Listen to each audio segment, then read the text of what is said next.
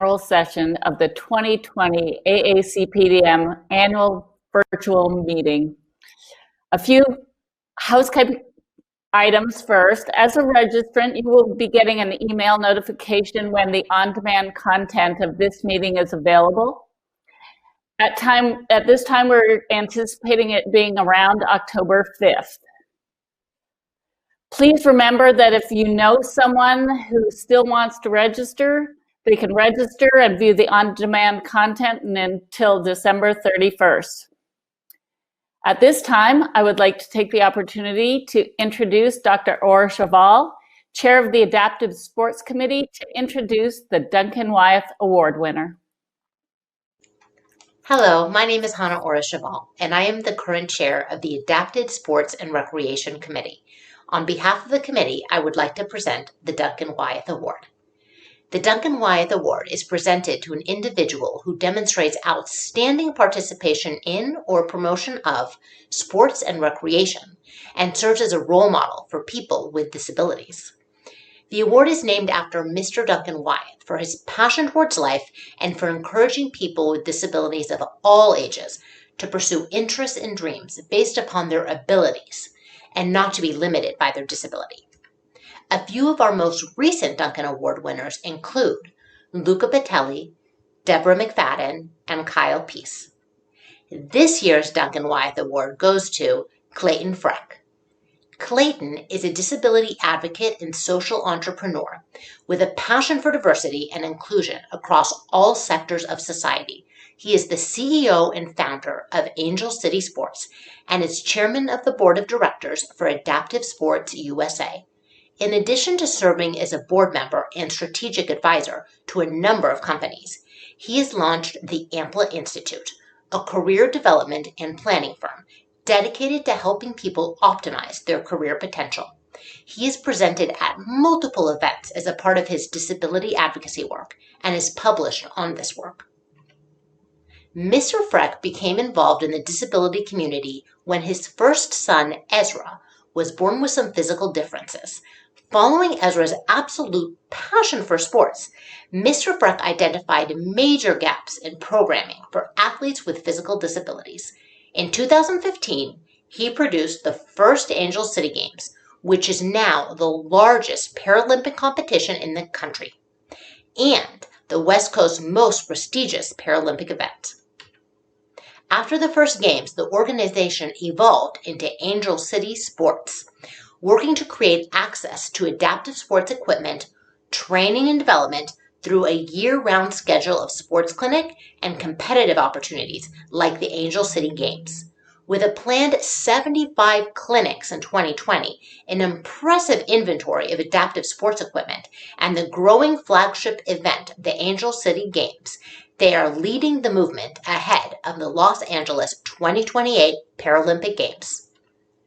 Since then, Mr. Freck has been an active advocate, mentor to other families and parents, fundraiser, and board member for high-impact organizations, including Adaptive Sports USA, where he is chairman of the board of directors, the Challenge Athlete Foundation, where he is a fundraiser and supporter, and previously served on the LA Advisory Board. And of course, Angel City Sports. He brings a deep and broad leadership background to his advocacy work on behalf of the disabled community. Additionally, he serves as a board member for Adaptive Apps, an agency that specializes in application development for companies with the technology that works for almost all disability types, as well as See Here, a personal access technology, allowing individuals and enterprises to deliver powerful content and products accessible to all. Most recently, Clayton has served as Chief Strategy Officer for Elite Performance Data Labs, using patented cutting-edge technology to improve athlete performance and the fan experience.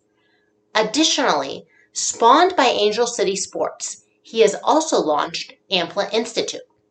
Their inspiration: we realize that our athletes face the same challenges and lack of opportunities in finding employment as they face in sport. Thus, we felt uniquely situated and qualified to attack the program of employment. Their goal is to create a robust marketplace for people with disabilities looking for employment across industries, sectors, and functions. The concept has since shifted to be more broad-focused career development, services for people with and without disabilities, as Clayton realized a significant amount of people could use career support or coaching. It is my great honor and pleasure to present Clayton Freck. Hello, my name is Clayton Freck. I'm the founder and CEO of Angel City Sports, and I'm here to humbly accept the Duncan Wyatt Award, and honored to be mentioned in the same breath as Duncan and all the winners over the past few years. Definitely will kind of light a fire with me to keep going and having a greater impact. My organization, Angel City Sports, is about 7 years old, and we provide free training, equipment, and competitive opportunities to kids, adults, and veterans with physical disabilities in a whole host of adaptive and Paralympic sports, up over 20 sports a year. It's a privilege and an honor to work at the intersection of sport and disability and human rights. And my journey in this world started about 15 and a half years ago with the birth of my eldest son, Ezra. He was born missing his left knee and missing his left fibula, and also with only one finger on his left hand. And, after processing the differences initially, a little bit stressful for my wife and I, we had some medical challenges. He had a couple surgeries. The big surgery was to remove that lower leg that was not going to work and reach the ground, and transplant the big toe to his hand. So his left leg would now fit prosthesis better. And we gave him a thumb, basically, on his left hand. So pretty powerful. And what's really interesting about Ezra and our journey together is this kid loved sport from like day one. Like 6 months old, he saw a ball and just went crazy. And he learned to count by twos watching the Lakers instead of counting by ones, which is really funny. And he would just play mainstream sports on a running blade, and whether it was soccer, baseball, he played club basketball at a very elite level. And about 7 years ago, I took him to the Endeavor Games, his first Paralympic competition, and he fell in love with track. And I kind of fell in love with Paralympic sport. And we sort of didn't look back. So he kept training in Paralympic sport. And ultimately, last year, as a 14-year-old, he made the U.S. Paralympic track and field team and went to the Junior Worlds, Pan Am Games, won 2 silvers, and he went to the World Championships. And he was the youngest athlete in the world at World Championships. So just so proud of him. He's should make the Tokyo team and has his eyes set on a medal or two. So that's Ezra's journey. And my journey since that day, or that weekend in Oklahoma, was I was motivated. It was like this lightning bolt moment for me. It was like, okay, this is one of the things you're meant to do on this planet. And so I set off to start building what turned into Angel City Sports. 2 years later, in 2015, we launched the first Angel City Games. And since then, we've just been adding programming and capacity every year. So last year we did over 70 clinics on the weekends, and we have about 100 pieces of adaptive sports equipment, and we host the Angel City Games presented by the Hartford, the largest multi-sport Paralympic competition in the country, and we will keep going.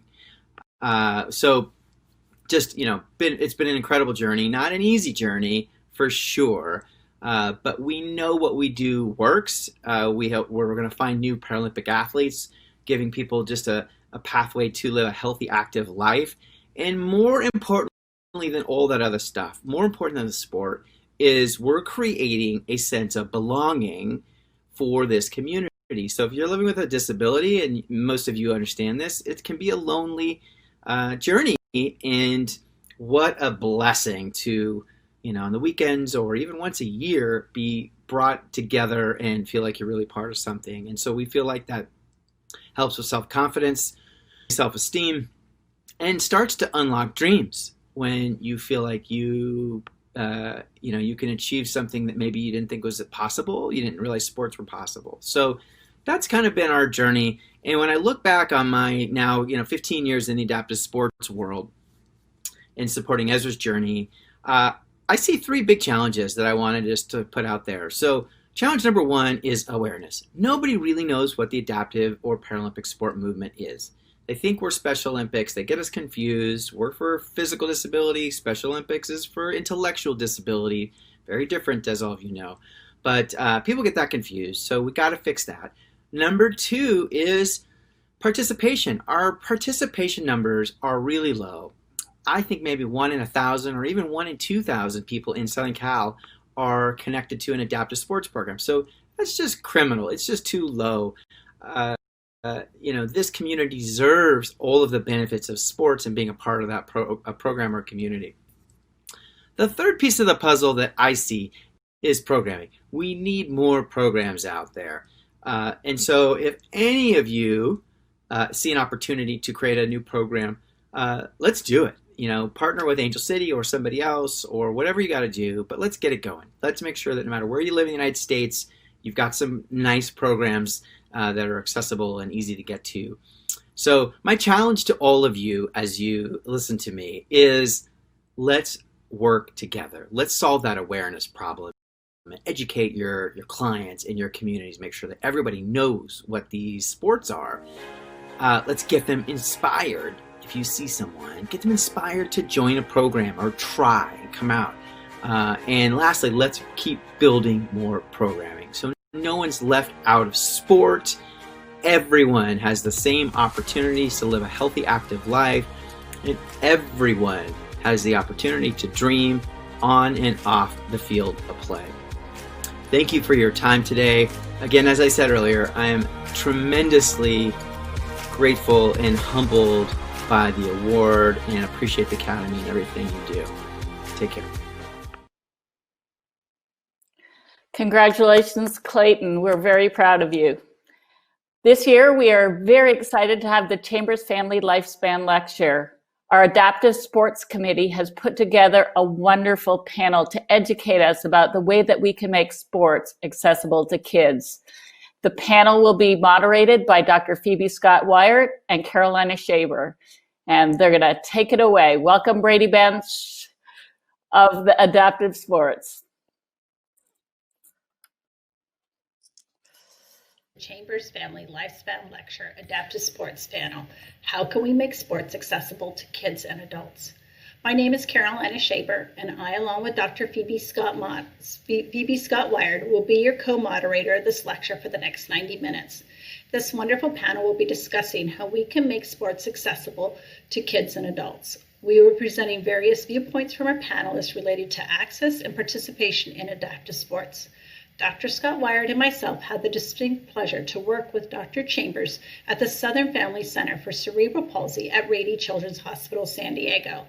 I am the clinical director of the center, a nurse with an MBA with over 35 years of clinical and business experience. I am also a parent of a 23-year-old daughter with spastic diplegia cerebral palsy, who is a former member of the U.S. Paralympic National Alpine Ski Team. Dr. Phoebe is part of our center's PMR team and an active global advocate of adaptive sports. Before I get started with the panel, Dr. Phoebe and I, along with our panelists and the entire Academy, would like to thank the Chambers family for sponsoring this lecture. Dr. Chambers, his wife Jill, sons Sean and Reed have made a huge difference in the world of CP over the years. Before we start this panel, Dr. Scott Wyatt and I have no financial disclosures. Let's go over the objectives. Number one, we're going to describe ways to support participation in adaptive sports for children and adults with disabilities. We're going to list organizations and resources for adaptive sports participation that are available for children and adults worldwide. We're going to describe obstacles of participation in adaptive sports and methods of overcoming them. And last but not least, we're going to list the benefits of participation in adaptive sports for children and adults with disabilities and their family. So let me introduce the panelists now that we've done the housekeeping items.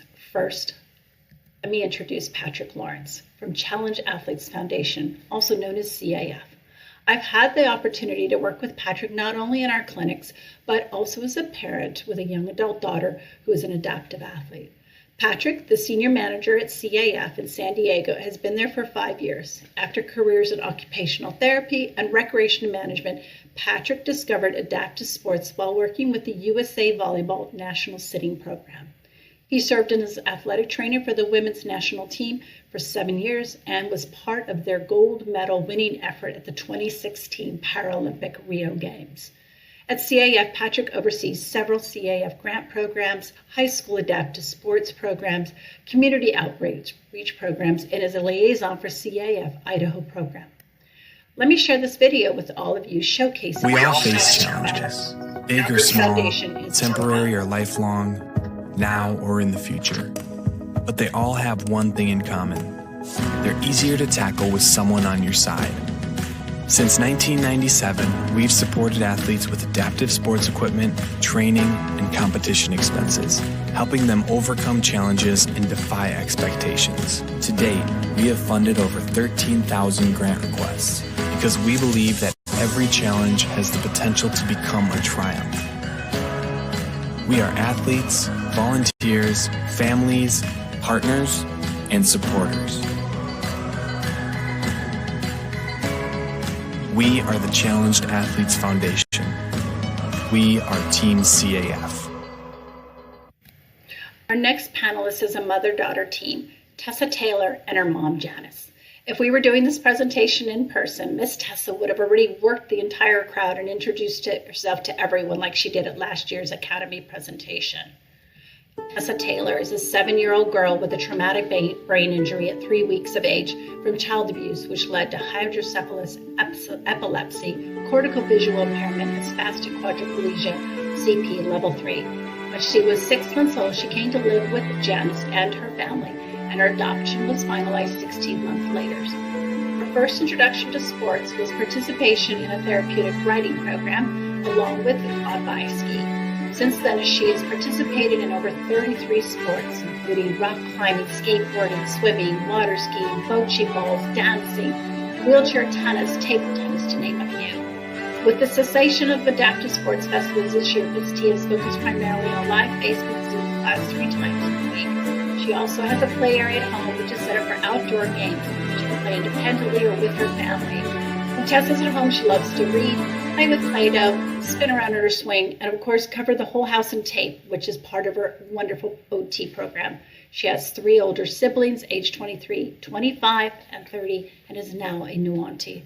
She is the 4th child in a home where 3 of the 4 children are adopted. For family reasons and privacy, as well as their own, we call her Miss T on social media. She is the unstoppable Miss T and CP, and she has shown us that indeed she is unstoppable. Our next panelist is Clayton Thrack, CEO and founder of Angel City Sports.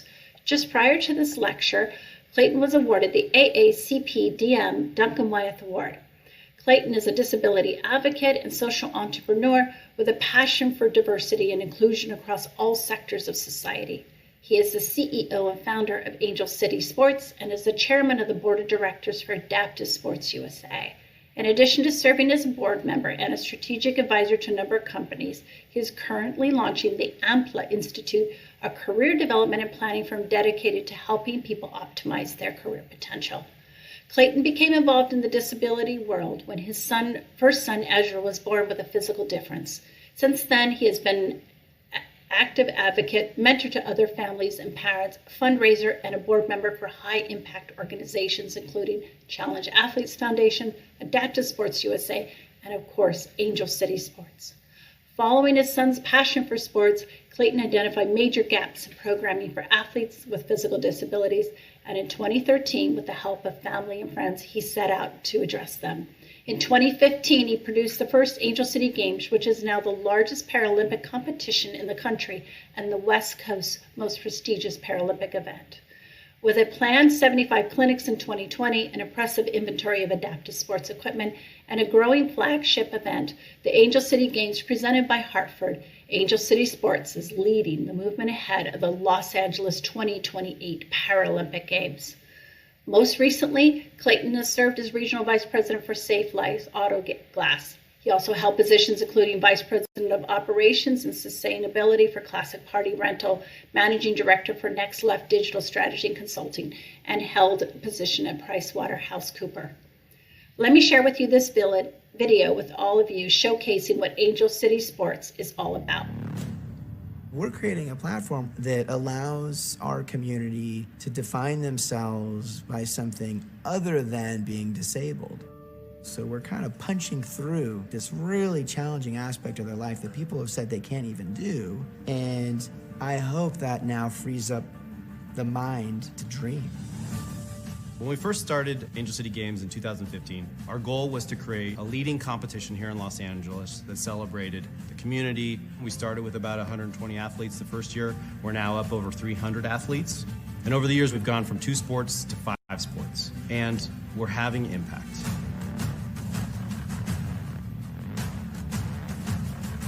I just see the Angel City Games growing and becoming more competitive, a lot more participants, a lot more support, and a lot more awareness. It's just getting bigger and better every year, which is really cool to see.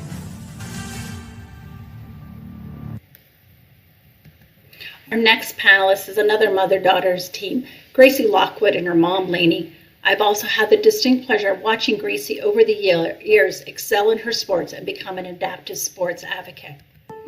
Gracie Lockwood is a 16-year-old high school senior living in San Diego, California. She was first diagnosed with spastic diplegia cerebral palsy later in life at the age of 11, and then later a triplegic platter. She has used her love for the water and turned it into a passion for Paralympic swimming, enjoying the competitive sport as her way of relaxing. She plans to swim alongside a collegiate team.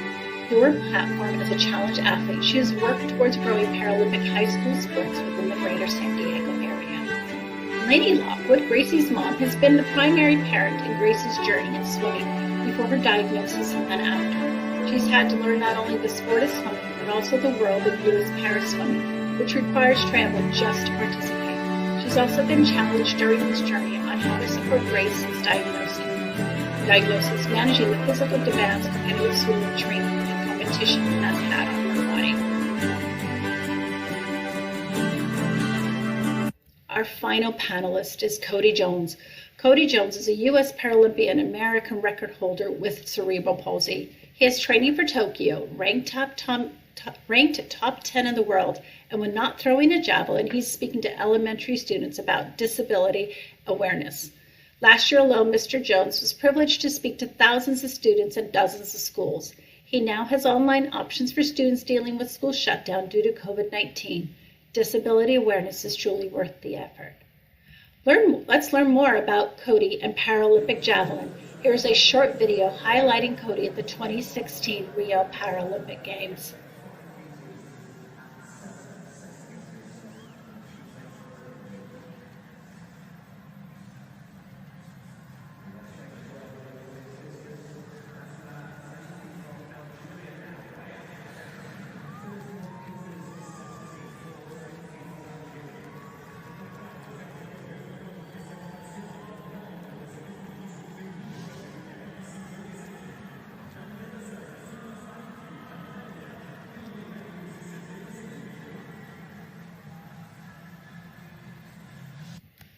Now that you've learned about our panelists, let's take this discussion live. I would now like to introduce my co-moderator, Dr. Phoebe Scott-Wyeth, and our wonderful panelists.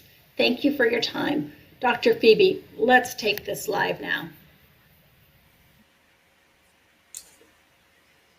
Hello, everybody. We are so excited to bring these amazing panelists to you today. You've heard all about them, so now we're going to get to hear from them directly. So we're going to start off with our first question. Our first question is, what were your key motivators for becoming involved in adaptive sports? Why don't we start with Miss Tessa?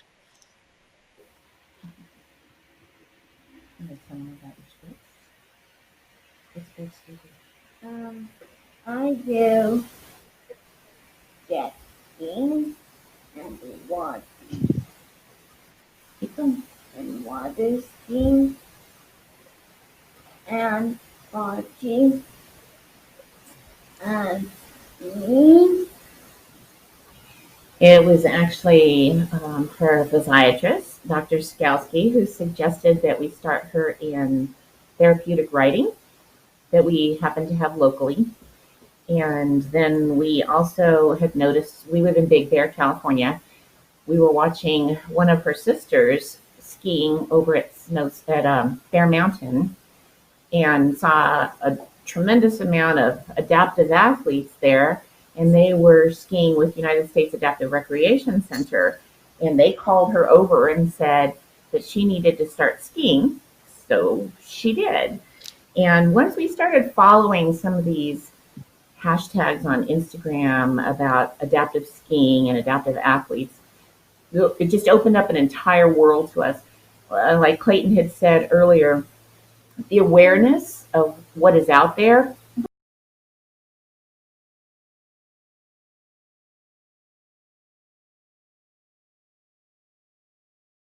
We had no idea. The therapeutic writing and the adaptive skiing just opened Pandora's box for us. Realized that this was such a more adventurous way to incorporate physical therapy into an active little kid's life. And she had so much more fun having an adventure than telling her that she needed to work, because adventure is always so much more fun. The popularity right now of the intensive physical therapy sessions is crazy. I see it everywhere. And people are paying thousands of dollars for that kind of work. And it's effective because they're doing it every day. We can't expect to have tremendous milestones in our physical therapy when we're only doing 30 minutes a week. If we can add to that 30 minutes a week of physical therapy training and have adventures every day, playing bocce ball in the backyard, using an adaptive bike in the front yard, playing all these sports that places like Angel City Sports have made available at these sports sessions so that Tessa can try 33 sports in a couple of years. That's so much more fun and will keep our kids involved. Thank you. How about Gracie? Hi.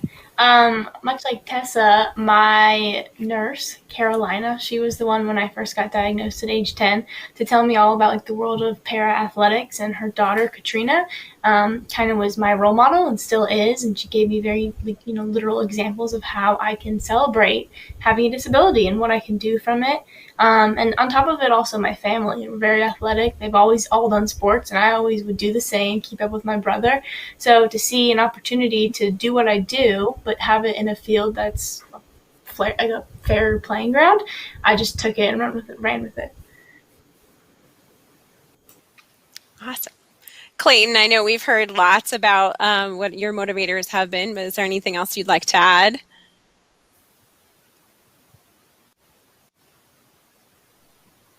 Oh, no sound. There we go. So you guys heard a lot of the Angel City and the Ezra story. A part of it that I kind of left out is that sort of early stage, and Ezra was born different, and we didn't know he was going to have those differences at birth. So it was a surprise when he came out of the chute, and kind of a traumatic moment for the family initially, and we got through it. And what led me to adaptive sports and actually to find the Challenged Athletes Foundation as our sort of first, stop on the journey was I was unsure whether I could be a good father, because I I thought being a good father was sort of being active with your children. And I had no real understanding that I could be active, physically active, whether it was, at the time I was really thinking about surfing. I always dreamed of surfing with my kids. I grew up in Santa Barbara and, surfing my whole life. And so I used to go paddle out at my local spot and cry, thinking that I wasn't going to get to do these things with my first child. And I always say, like, hitting the low point is sort of good because usually it means you're going to start coming up at some point. So I started Googling and I found the Challenge Athletes Foundation, and they were the most amazing blessing in our lives because we brought Ezra to their triathlon challenge and met the world's top amputee surfer from Brazil, Pirata, who's like a dear friend. And so, so that was it. It was like, for me, it was like, how can I be a good father to my child? Wonderful. Cody? Yeah, so, and you might hear this a lot, but my experience with adaptive sports, getting into it, was actually like a chance encounter. I'm 25. I just turned 25 on Monday. Yay, I feel old. And I didn't know about adaptive sports till I was 18, so just about 7 years ago. But I was diagnosed with cerebral palsy when I was 1. So I played sports growing up my whole life, not knowing that there was a community for me. It wasn't until high school, my senior year, playing baseball one-handed, because I do this whole, I have 2 hands, but I catch and throw with my right. It's really cool. I can maybe try to do it later sitting in this little window here. I don't know. I don't want to break my computer with the baseball. But the LA Times did a little article about how I played baseball. And if the coach of the Paralympic track and field team did not read that article, I would never have heard about Paralympic track and field, where she introduced me to the javelin and the giant spear. So it was a chance encounter that I got involved in adaptive sports. Not gonna lie. That's amazing. Patrick, what about you? Excuse me.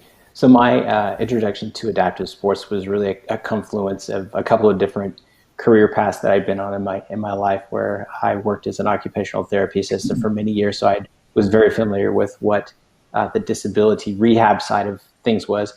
But then I also had been somewhat of an athlete, never at a very competitive level, but through Parks and Recreation Management, which I also had some experience in, and then just my own passion to stay active and stay involved in sports. And when I was first introduced to adaptive sport through the sitting volleyball program at University of Central Oklahoma, where I was taking classes, it kind of blew me away because I'd never seen anything like that. I was completely, to Clayton's point, unaware that kind of opportunity existed for people who had physical disabilities. And so the more I started to become involved with that program and see how much athleticism, how much training and effort goes into that, it's no different than any other athletics for someone who is non-disabled.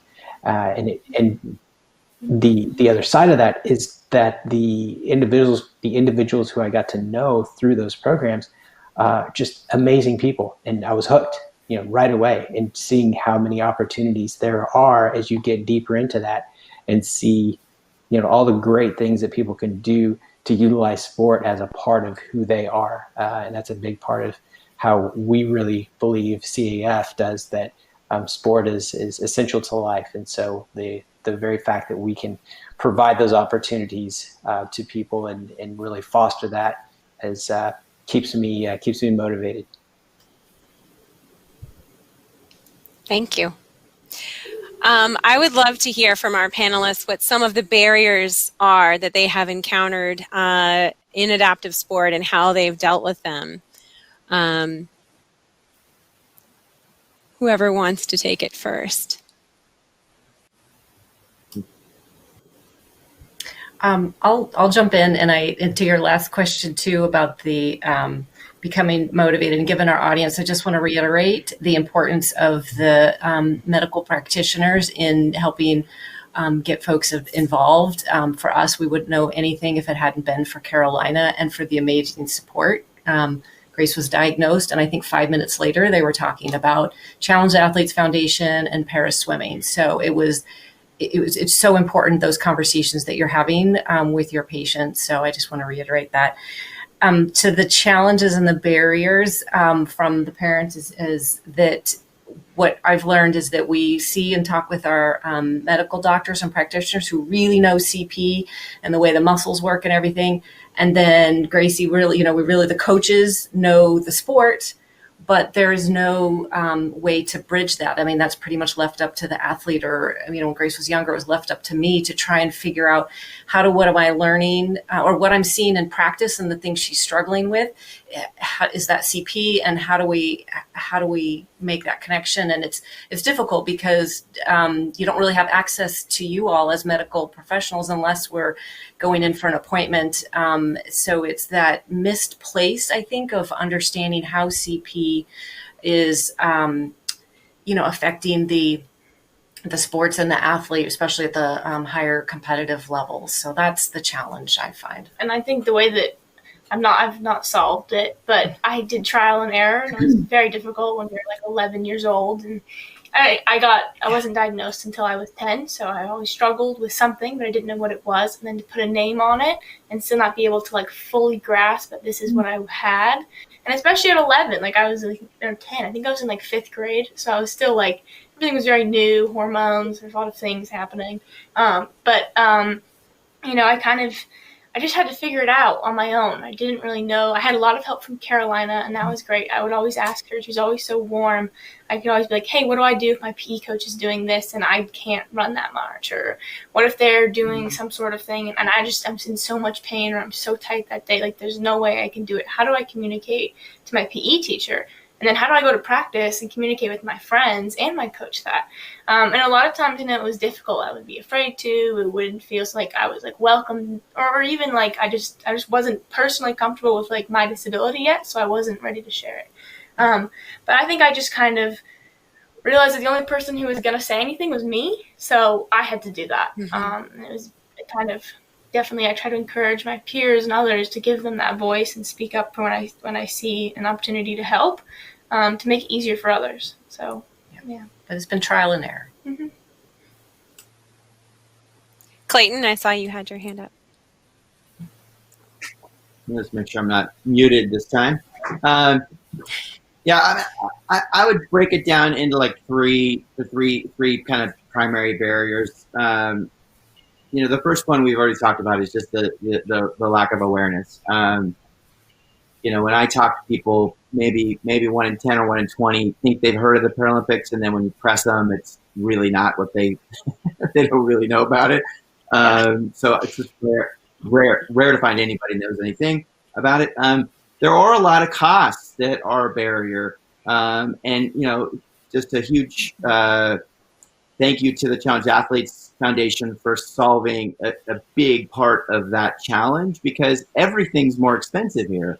You have to travel for coaching in many cases, let alone competitions. You just have to be on the road all the time. Depending on your disability, you might have heavy equipment costs. My son's prosthetic leg is like a $15,000 leg, blade. So, and not covered by insurance. So it's just brutal. And certainly if you're a seated athlete, you have different chairs for all the different sports. And so CAF, for example, would, like, over the years, you could actually build your inventory of all those chairs, which is a real blessing. The one that I'm really fixated on with Angel City Sports is the sort of, call it the emotional and the psychological barriers to participating. So if you assume you solved the awareness issue, everybody understood what it was, and you kept growing CAF, so everybody got every grant they ever needed to cover all the costs. There's still something out there that prohibits a lot of people from even trying these sports. And Cody knows me really well. I literally chase people down the street, right? I found an athlete that's competed now at the Angel City Games at the gas station. He was an amputee. pulled over the side of the road and jumped out of the car to grab him and basically like give him a big hug. And so few of these people who I find on the street or on, wherever through social media end up engaging. Like I'm embarrassed, and maybe I'm not a good salesperson. I don't know. But then it's like maybe 1 in 20, maybe worse, people that I connect with will actually end up showing up for anything. And so I think it's a challenge that's on all of us, is how do we solve that? How do we create really safe, easy ways for people to engage that first event? Because once you go to one event, like Tessa was explaining, right? Like you get hooked and you find your crew, you find your community, your friends and the coaches and everything. But this is the one that I'm really worried about. So it's upstream. How do we get people, once they've heard of it, to take the plunge to actually show up? Janie? I am seeing, because I've got the younger child here, it's fear. The parents at their age, when they're first starting out into this, the parents are in charge of the entire schedule, any risk-taking involved. We are the ones who are battling with healthcare providers and finding out new information about our kids. Like you were saying, Clayton, it's very overwhelming in the beginning until you get your footing. And the parents will say, when I'm telling them, you should try this, it's so much fun, they're afraid that their children, who are already having so many challenges, will get hurt. But in my opinion, I've got 4 kids and I've got a wild son. I learned not to be afraid of too much after a while with him. I always tell people, I had David Taylor, nothing can scare me anymore. Getting hurt is part of living, not just being alive, but living. You're taking part in stuff. There's a lot of joy that happens in that adaptive sports, and we need to allow our children to find that joy in living. Yeah. We can hobble our children with the message they're too fragile because we, the parents, are afraid. Or we can empower our children with the message that they are capable. If we presume competence, then that is something that's a gift to our children. Either way, we're shaping our children.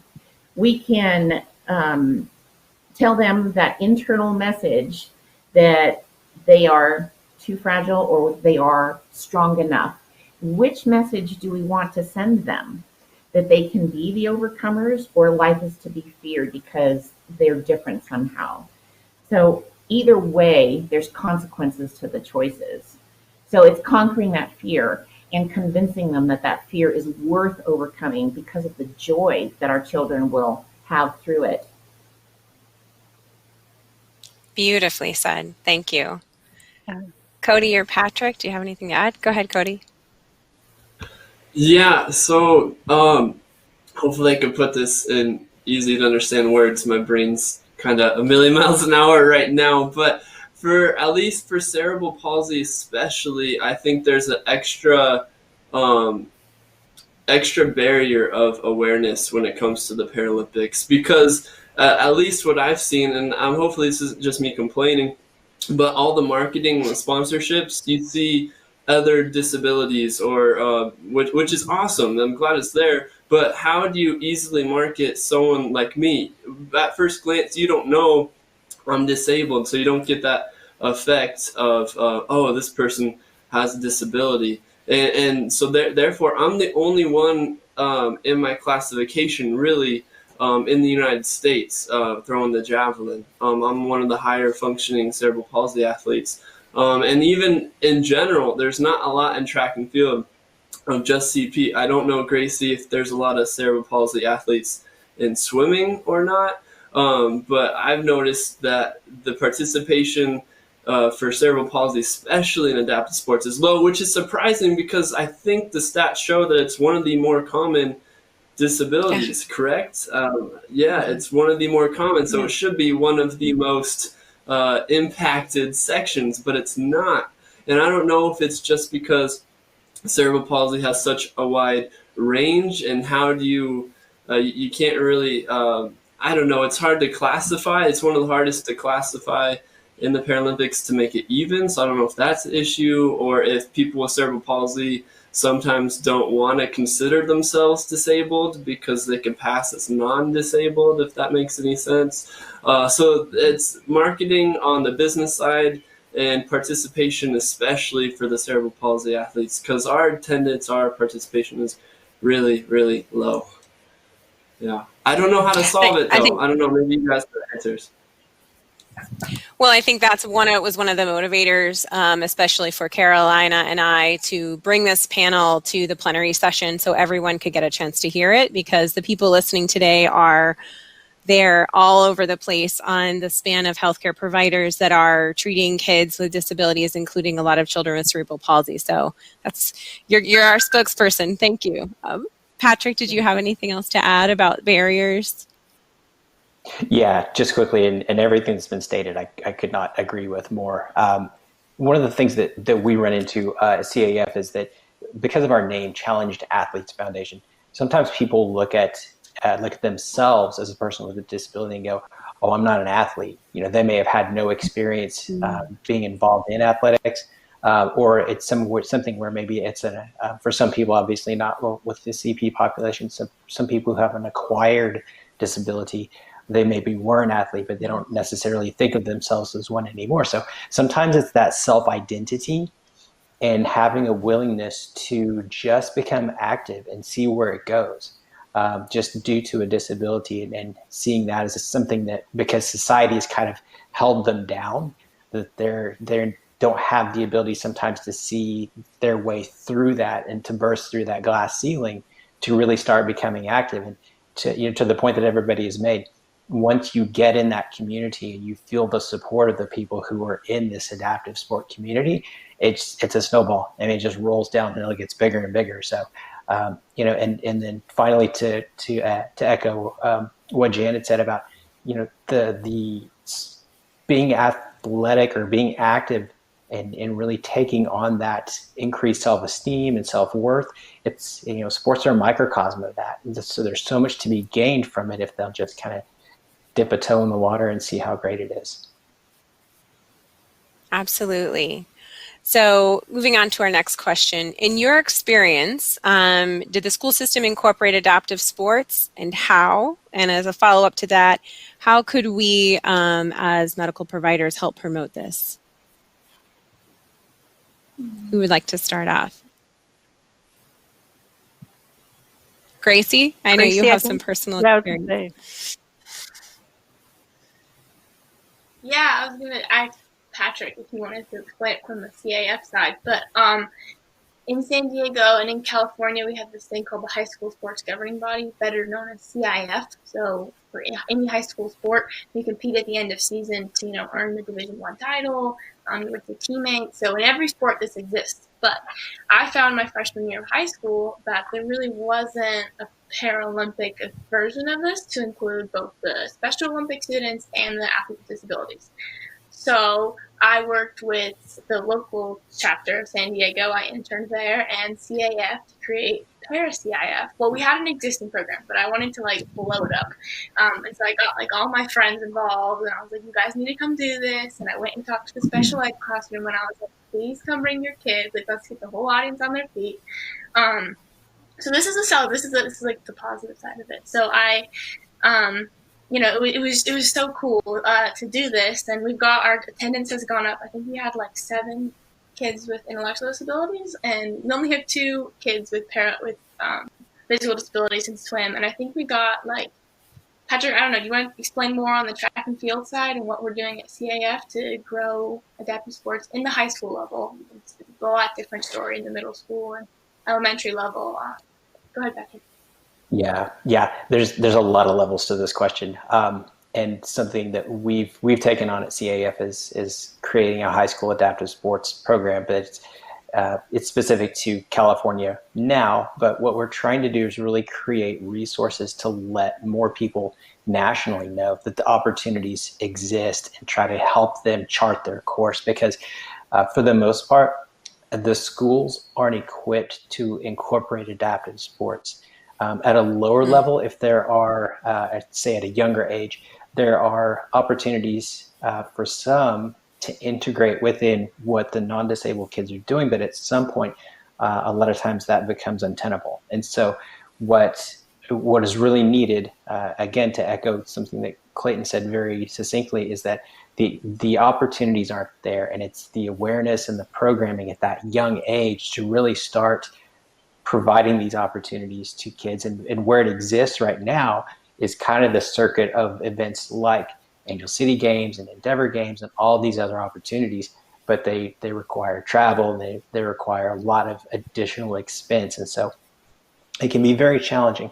So I think it behooves all of us and those on the panel and those watching is to really make those connections with local adaptive sport programs and also with the practitioners who are providing care to these kids, to really let them know that there are opportunities out there, because unfortunately they really, for the most part, don't exist within the school system. The parents really have to be, and all the parents here on this panel have had to be very, very persistent to find those opportunities for their kids. I just want to build on that. You know, as a senior in high school, I've always gone to a public school. And I think it's always been difficult. Like PE has always been this one period that instead of loving it, I kind of just hated it. I didn't feel more included. I didn't really think that some of my PE coaches were listening to me. I would spend more time in the nurse's office sometimes than I would spend on the PE field, because my disability, I have mild spastic cerebral palsy, so it's not evident. Like, I'm not in the PE adapted classroom for the special ed program. There's not a wide range. It's kind of just one PE that they offer. And a lot of my other friends who have disabilities similar to mine, they don't want to do that. So they just opt out of PE entirely. And I don't know the answer for elementary and middle school, but I know Tessa and Janie have done a lot with working on school and the sports system. But I just felt, going into my high school, I didn't really feel like I was a part of my high school except for on this para swim team. So it did like everything for me. And I think, most kids, the way that they learn about things is through high school. They join clubs, they learn about their community, they think about all the things they want to do in the future. So creating a para CIF is, I think, a good way, to Clayton's point, to promote the sport of Paralympics and to bring awareness to the school community, not only just the athletes who are competing. A lot of my friends would be like, oh my gosh, hey, I have a cousin who has spina bifida or something like that. And they'd be like, could they do this at their high school? And I'd be like, well, where do they live? Can we help them encourage to create a para-CIF in Oregon? Or I think, in wherever you live, my ultimate goal would be that this becomes like a national thing, and at the college level too. I had to become an advocate for myself. That was the main thing. Before I had para-CIF, I had to tell coaches, hey, I have cerebral palsy and I'm not going to be able to do it some days. So my mom really helped me on that. But, yeah. Yeah, it's been, and I think to the point, and to maybe what Clayton is saying in terms of awareness and taking that next step, is if it can be more exposure in the school, some of those activities built in with some of the PE or physical activities, then that next step of being able to go to a local, we're seeing that there's an adaptive baseball program is not such a far reach because they've already been exposed to some kind of adaptive way of doing baseball and things in the sport. So I know Cody wants to jump in, so we'll stop there. Is it cool if I jump in real quick? One, baseball, I love it. But so for elementary, you mentioned that. I've noticed a trend, and I don't know if it's just where I'm at in Southern California, but a lot of PTAs are actually really wanting to do ability awareness weeks at elementary schools. But I think the issue is some of these PTA, they're moms that aren't, they don't know where to go, and the resources aren't easily available. And so I've had the honor working with a lot of schools, even middle schools are starting to do it. So they'll do just a whole week about intellectual and physical disabilities. So maybe the people listening to this panel, if you're able to volunteer or send someone out to a school when they do that, and you have a fun, engaging way of talking about disabilities with students, that could be a really good resource for schools. So schools are actually, I think, really hungry for this information. They just don't know where to go. Working with all these PTA members, they're kind of lost. They really are. Clayton? I'll just add a couple things. Everything everybody said is dead on, like dead on.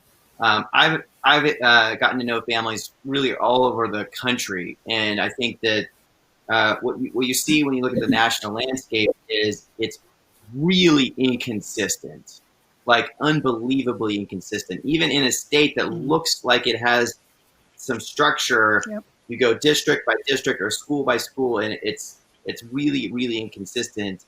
So I just think this is going to take some time. It's going to take some hard work. And my gut tells me that the awareness issue that we've all been kind of talking about sort of just permeates, the sort of the sports kind of infrastructure, especially at the high school levels, is where I see it the most. Because when you hear these stories about coaches that literally see a kid roll up in a chair and go, yeah, you can't do track, or see somebody with a different gait and like shoo them off. These stories are a dime a dozen all over the country, and when what I tell parents is kind of what you all have been saying is like everybody just has to fight for this. Everybody needs to advocate, and I think Patrick mentioned like connecting with your local adaptive sports program is a really great way, because someone could come to an Angel City or a Glassland, Chicago, and Midwest, or there's all these other programs, and our people will go in and help you make the case and help educate and maybe get the right equipment. And CAF's building some incredible resources there as well, so we can do it. But it's almost like street by street. The coaches are terrified. Like, just be ready for that. They are so scared to make the wrong move, to get sued. They don't want to learn. Many of them don't want to learn anything new or complicated and just sort of add friction to their daily lives. And so we have to make it as easy as possible for those coaches and kind of clear the way for those ADs to support them. It's really tricky. This is hard work, but I think, if the athlete and their parents or family are the tip of the spear, we'll all come in behind them to help educate and get through it. But I think it's like street by street warfare. Yeah, I agree. And I think as a physiatrist, and as you've heard some of other panelists have mentioned, their medical providers have also, that have pushed them into sport, been willing to talk to coaches, been willing to talk to these organizations too, and explain what that child or that person's disability may entail, just to give them a little bit better understanding. I think that we're all willing to do that. So, and I think just for those listening, the attendees, tell your patients that. Let them know that, hey, if your coach is confused or doesn't know how to, adapt practice to you or to your abilities, have them talk to me and offer to call them with their permission. Janie, did you have anything else to add? Our school does great. We homeschool.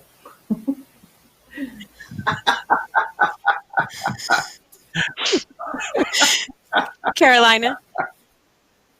I just want to make a point in regards to, Cody had mentioned the schools and the PTAs. What a wonderful resource. My daughter did that a lot. She went to her local school, and every week, every ability awareness week at the school, all the way through high school, she was there. And she helped them, and we did artwork, and we did drawings and raffles, and we did all sorts of games and things, and got the kids out there to play the games. We've also taken it to private, to sports clubs, and said, hey, my other daughter was like, I want to show you what sitting volleyball is all about. And my youngest daughter got to work with Patrick in the sitting volleyball team. And we got 60 girls out on a volleyball court. It was an amazing thing. So it's just the schools, it's the clubs, it's everywhere you can go. Open the door and you will be surprised at what is there. And we really had a great time doing it. Now my daughter's trying to do it as studying as a teacher. So it's really fun to watch. Great point, Cody. So let's move on to our next question. This kind of dovetails perfectly. So how can healthcare providers or just people in the community help get our patients or loved ones or community involved in an adaptive sports program? Who'd like to comment first? Cody? It's simple. The easiest way right now, I think, is if your patients or people you're talking to have Netflix, just have them watch Rising Phoenix. It's a new documentary. People watch things all the time. One of my teammates was in it, and a bunch of it's really good. I'm not in it, bummer, but they are, and it's really cool. So just have them watch that, and it's all good. I agree. It's a fantastic documentary for those who haven't seen it. Gracie? I have a little note on the last one and on this one. You know, I think like Carolina's enthusiasm, and I remember she would walk me through what I was going to say to my PE coaches or how I was going to go about introducing myself to new people at these clinics, and like how I was going to feel proud of who I was and representing myself going to these places. And she would just be like the best hype woman, and she still is. And I think that, you know, as healthcare providers, like we see you as kind of like when I think of having a disability, I think of Brady Children's Hospital. Like you are where we go because we have a disability. So you being our supporter is the biggest thing for me. Like I would not be who I was if I didn't have such an amazing support staff.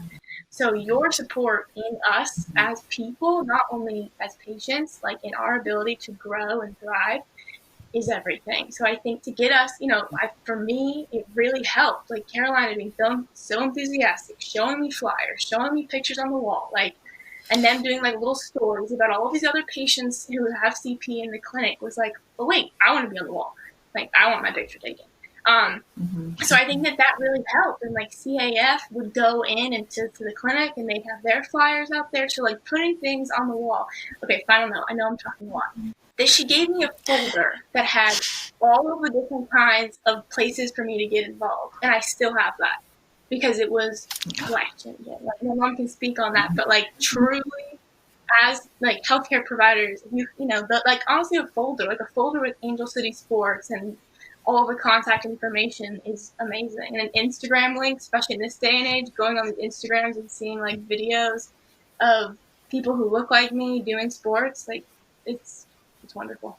And I think structurally, at least our experience, so, you know, we saw the medical doctors, but then Carolina came in. So I know as doctors, you're practitioners, a lot of time you have such limited time, but if there's someone else then within your staff that can then kind of come into that appointment and spend that little bit of time, same with kind of what's been said here about helping a little bit of kind of step by step, instead of just here's the info, there's so much out there, go do it. Because I think that, like to Clayton's point, that's where the fear comes in. It's so helping reduce some of that barrier. So it may mean identifying someone within your, you know, clinic practitioner or so who is able to take that little bit of time after whatever's happened medically, but then take some time and say, look, here are some of these opportunities and here are the steps to take and here's who you reach out to, you know, say circling that number, you know, or Patrick or a name, something like that. Yeah, it made me feel very warm and like supported on the inside to take that extra step and knowing that. Carolina, did you have something to add? Sorry. Just real quickly to just kind of go on to Gracie's point is it's really simple. It truly is a folder, and every new patient in our clinic gets a folder with information about cerebral palsy.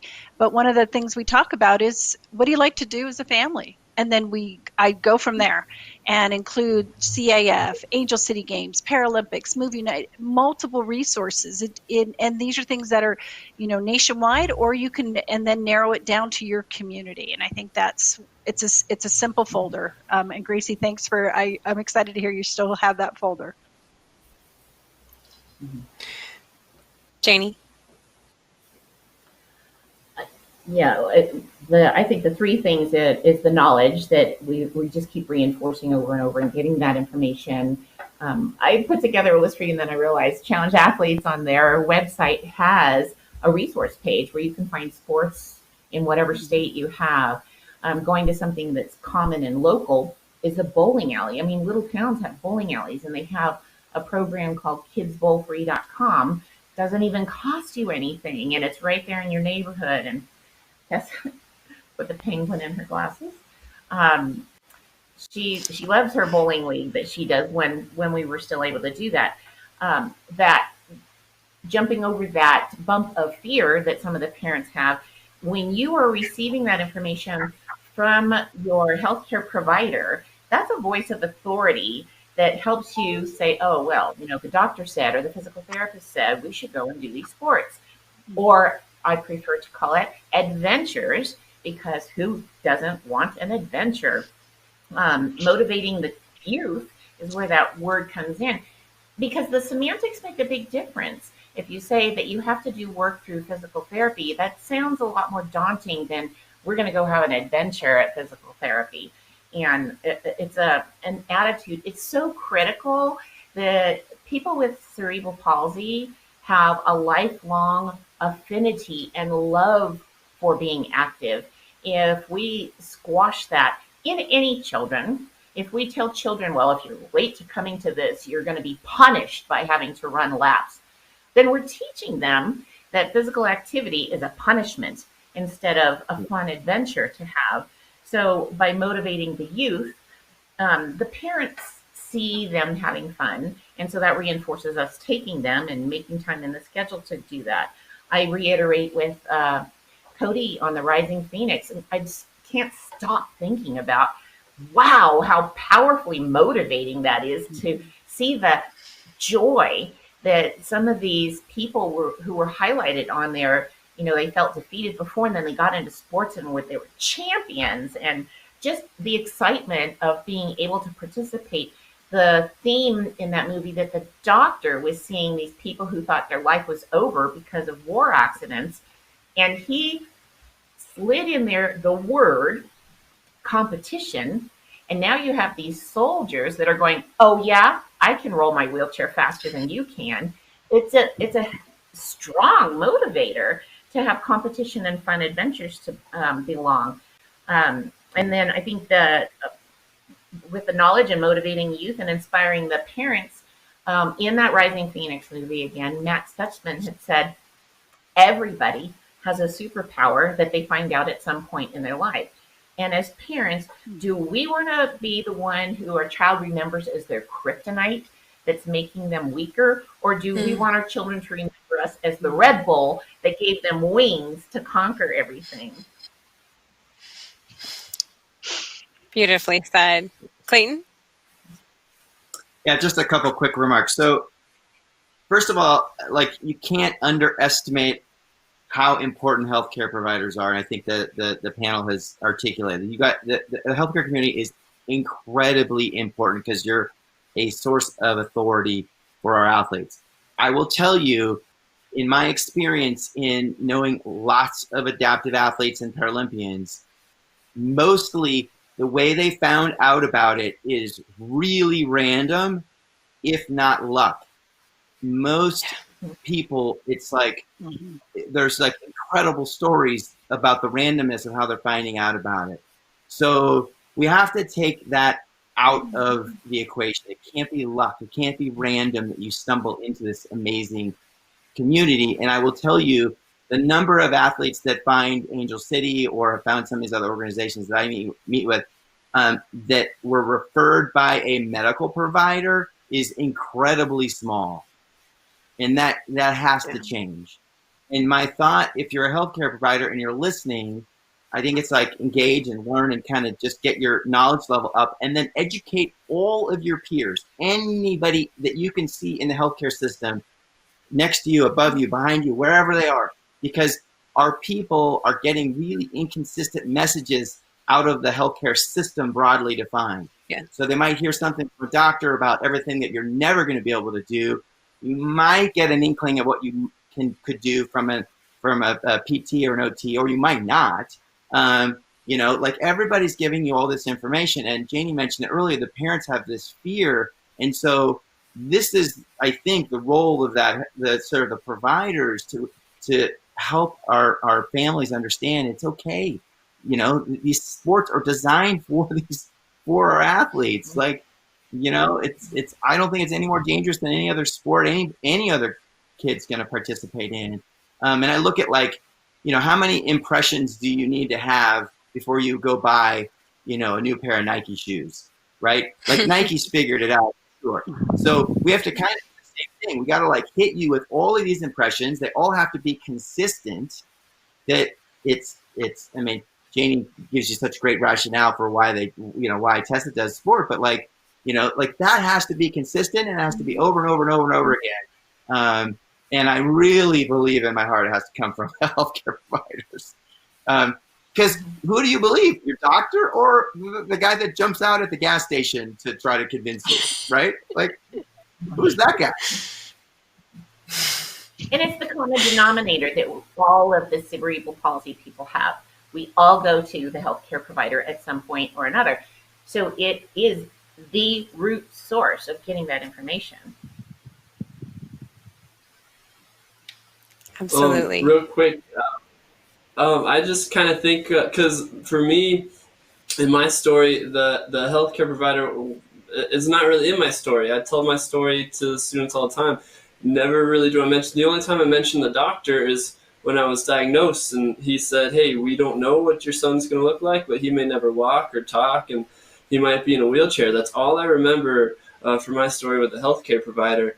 And luckily, I still got into sports, but I wonder how many other kids like me waste so many years or have so many extra barriers to overcome because the initial contact wasn't that of hope. I know there's other, like, you have to approach diagnosis a certain way and talk and provide certain information, but why not add the total picture to when you first get diagnosed? Be like, yeah, your life's gonna be different, but there's still hope, I guess. Yeah.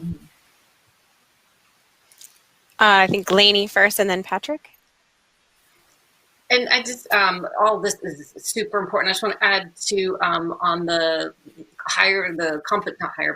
competitive level, if you're passionate about that, where we really also need some advocates for cerebral palsy is within the U.S. Paralympics. There's all the athletes have to be classified, and that's basically looking at what is their in terms of their how they're impacted in their performance. And at least we found that those who are evaluating don't know CP and how the muscles perform and how that therefore is impacting the ability. If it's something simple, not simple, but if they can see someone is missing a hand, they can see it, and that is easier for them. But what we're missing is the medical practitioners who can make that explanation of how CP is affecting the muscles and therefore why and how that is impacting. So a more fair playing field, so that they're where they need to be as far as the impact that CP has. Thank you, Patrick. Yeah, one other thing I was thinking, having had a background in occupational therapy and kind of the medical side of things, is sometimes I think it's a shift in thinking also, because I think my experience has been that a lot of practitioners think in terms of a very medical model of what rehabilitation is, as opposed to looking beyond that and looking at all the benefits that sports and athletics and being active can provide in a less structured environment, something that's not going to be charted and it's not going to be billable. So I know that's very difficult to deal with, but there's such a vast world of possibility out there that's an adjunct to the physical therapy that they're getting in a structured way.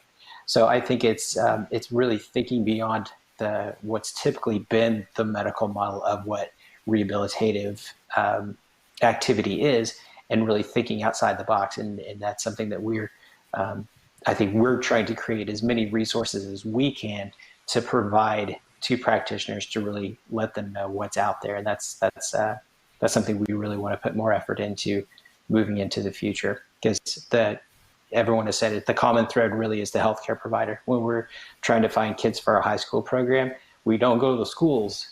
We're going to probably be more successful in finding athletes by speaking to prosthetists, talking to physiatrists, physicians, nurses, OTs, PTs. I mean, that whole healthcare team has the ear of the potential athlete moving forward. Absolutely. And I would also put it out there that for those that are watching this, if your excuse is that, oh, there's no programs in my community or any place close by that I can refer the patients that I see to, then start one. You have before your eyes here some amazing resources. And I guarantee you that if you reach out to a program in a different state or a different community that's doing something you want to do, they would love to give you information and support. And I know Clayton and Patrick are fantastic resources for that as well. So don't be afraid to reach out and start something. Start small. You'd be amazed. I mean, I think Clayton's story is a perfect example of that. Is if you build it, they will come. You know, there are a lot of folks out there that could benefit from a program, even a small program. So I have our final scheduled question, and then we're going to kind of switch it up and answer questions from the audience. So in a few words, I would love to go around and hear, what has adaptive sports done for you? Who would like to begin? Cody? So just quickly, pretty much, it's given me a purpose and a platform. I've been fortunate enough to compete at a high level, and I get to use my purpose of sharing my story to encourage and influence the story of the next generation, or even the generation above me. Anyone that wants to hear my story is not really about me, but it is to encourage them. So without adaptive sports, I wouldn't have that purpose or platform.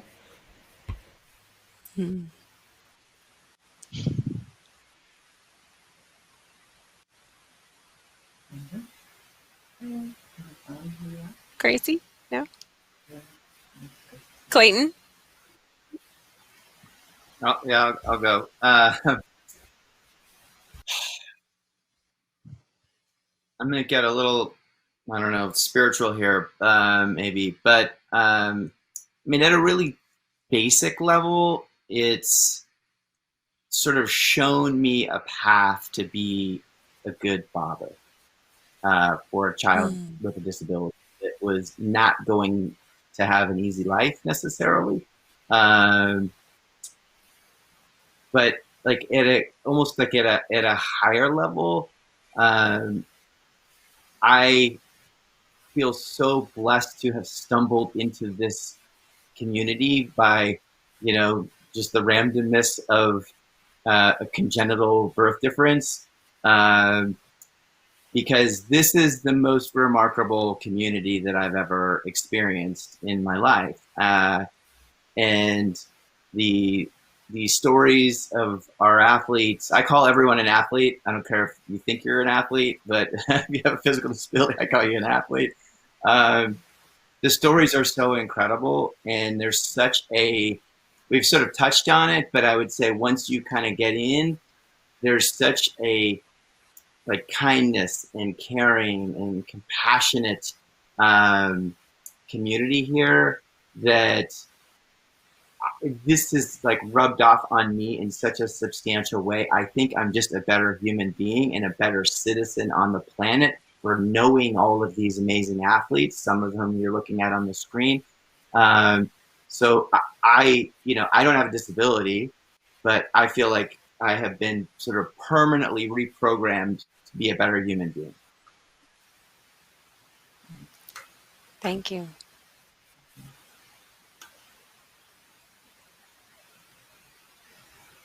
Gracie, can I call on you?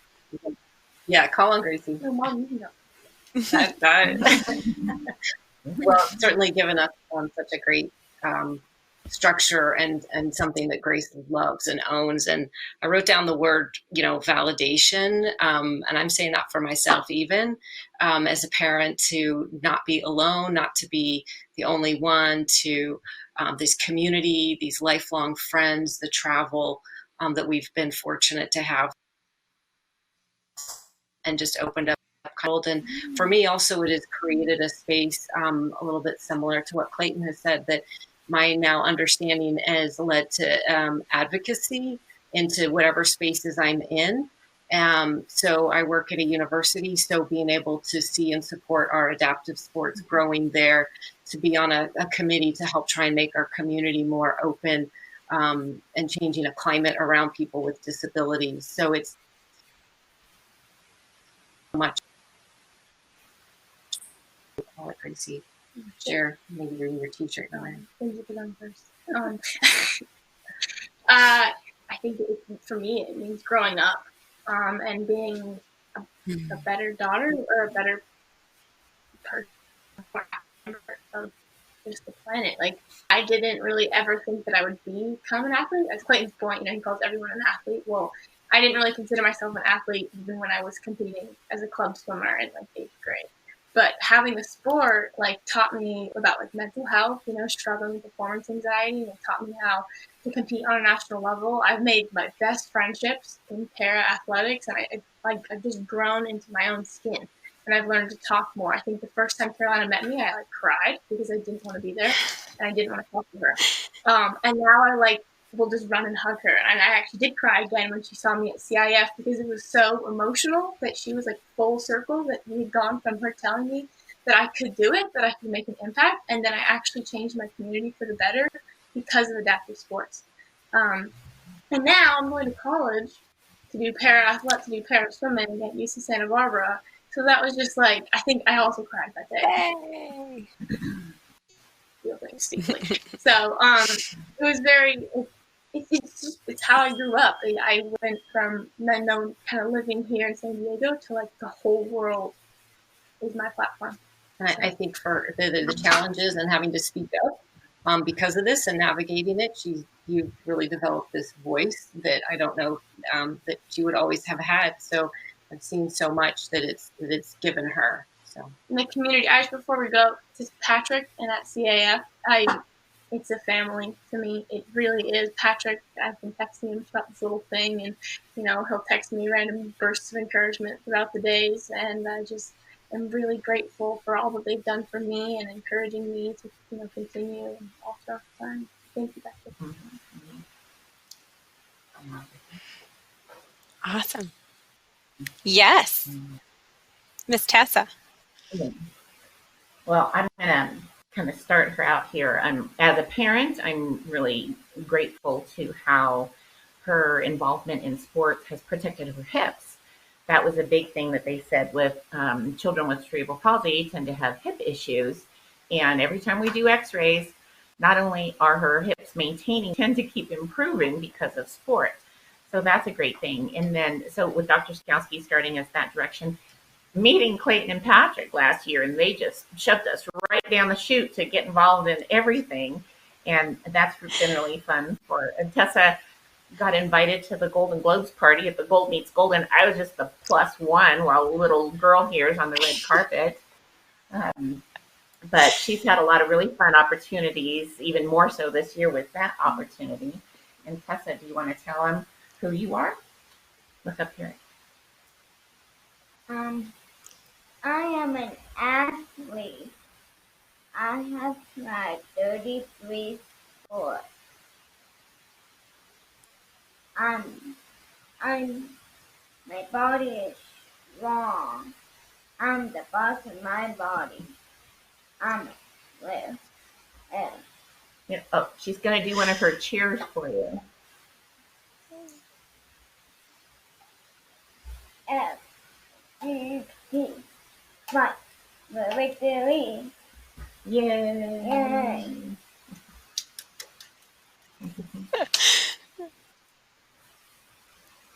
Thank you so much. That was amazing. Any other final words from our other panelists? Patrick. Yeah, that's tough to follow. I'm amazed. It was 19 sports last year, and we're already up to 33. Holy smokes! That's impressive. This question it's interesting because I'm a little. I think I feel like I'm slightly a little bit more disconnected than most of the rest of the panel because I don't directly have a relation or not have a disability, but selfishly, what adaptive sport has provided me was really an outlet for who I am. I'm an includer. I want to see everybody involved in what's going on. I want to have everyone have an opportunity. And so finding adaptive sport has really fed that for me. I mean, this is career number 3 for me, I think. I've bounced around a little bit, and this is the one where I feel most at home. And this year especially has been tough because I haven't gotten to get out and see all the people. I haven't seen Gracie in person since early spring. We were having our high school track and field practices, but that's the stuff that fuels me and fuels our organization. The thing that I'm sure fuels Clayton and Angel City Sports and everyone on this panel, this sense of community and this sense of having everybody have such a supportive and loving place to be is just it's immeasurable. And so I think that's really what adaptive sports has done for me. It's given me that spot to finally land and feel like I'm where I need to be. Thank you. I'm going to hand the reins over to Carolina, who will take over our questions from the audience.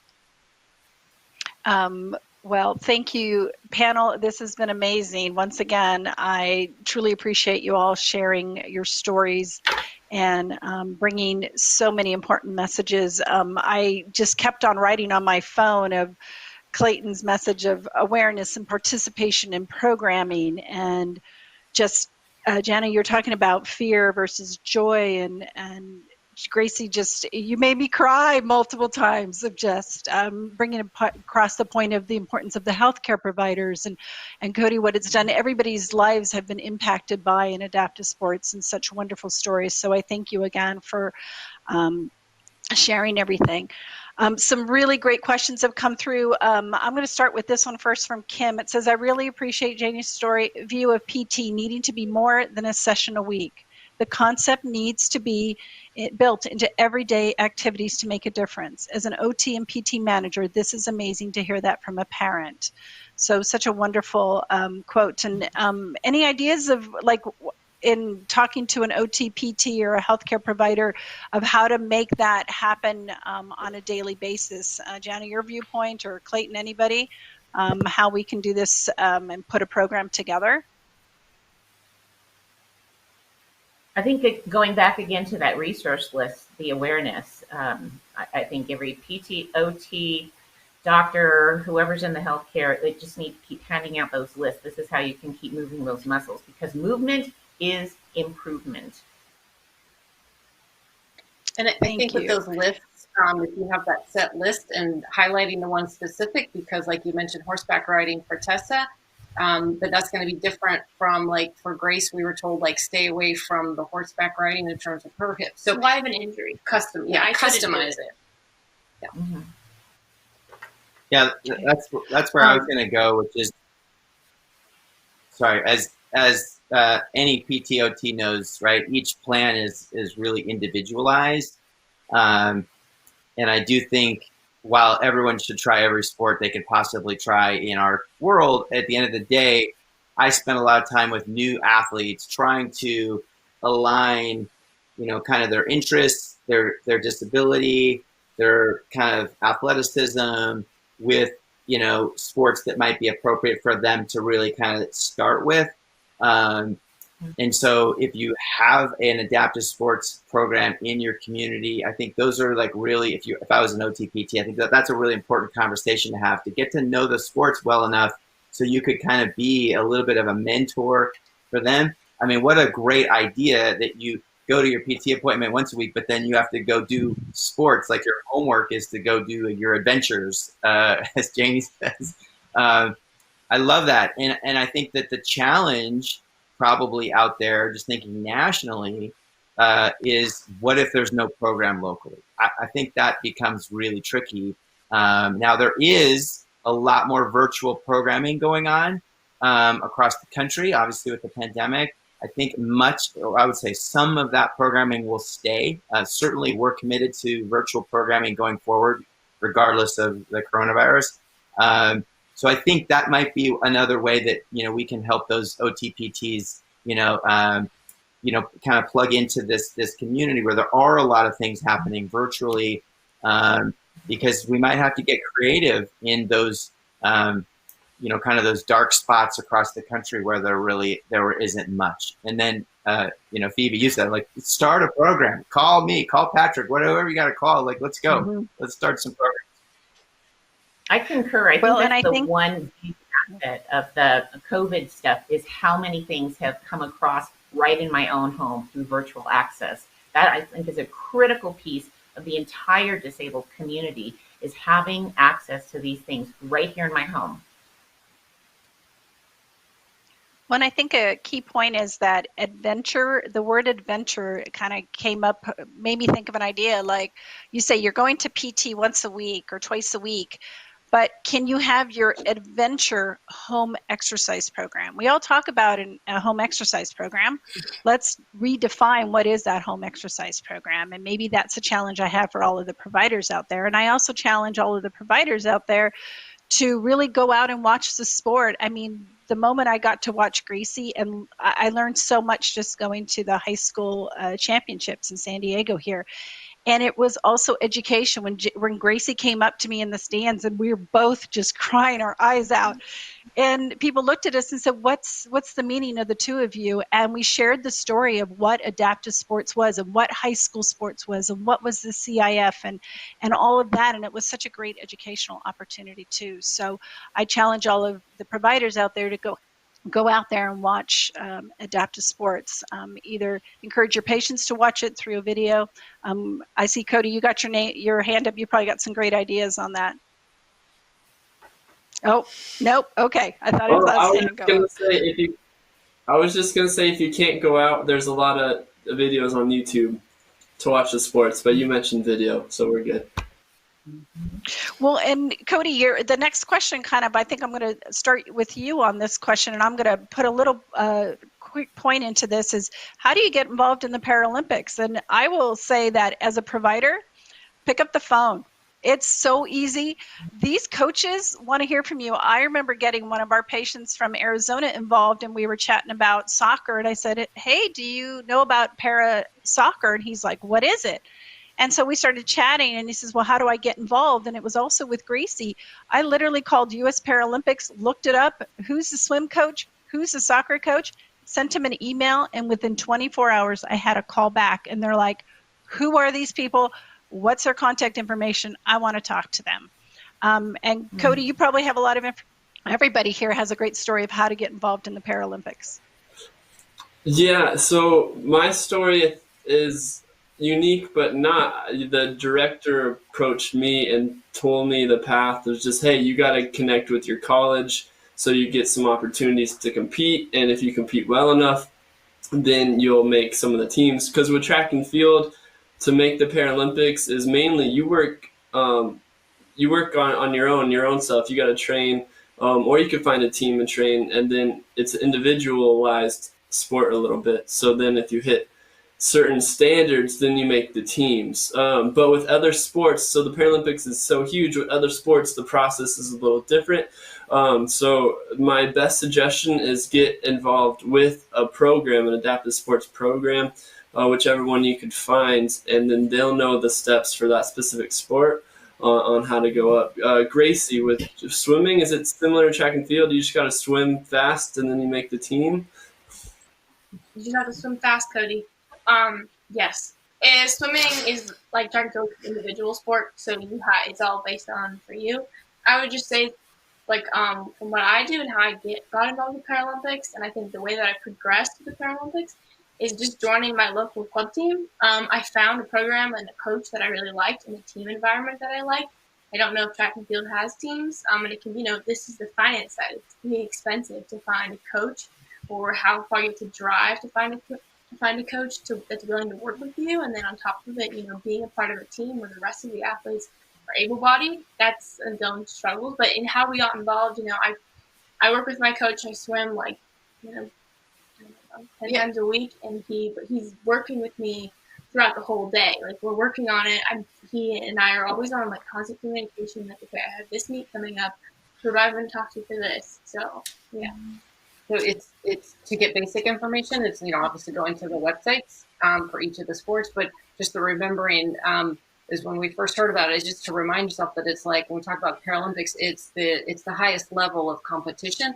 So, you know, you can get involved in terms of going to the competitions, but all of it is just the same high level as Olympics, is that you've got to make the times, you know, and that they're really looking at, you know, can you make the times? And that's what gets you on the team to where you're really involved. I mean, they really want to grow it.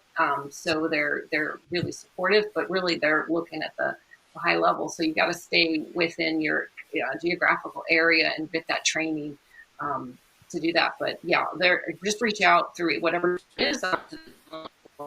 I know every sport will reach back to you. Yeah.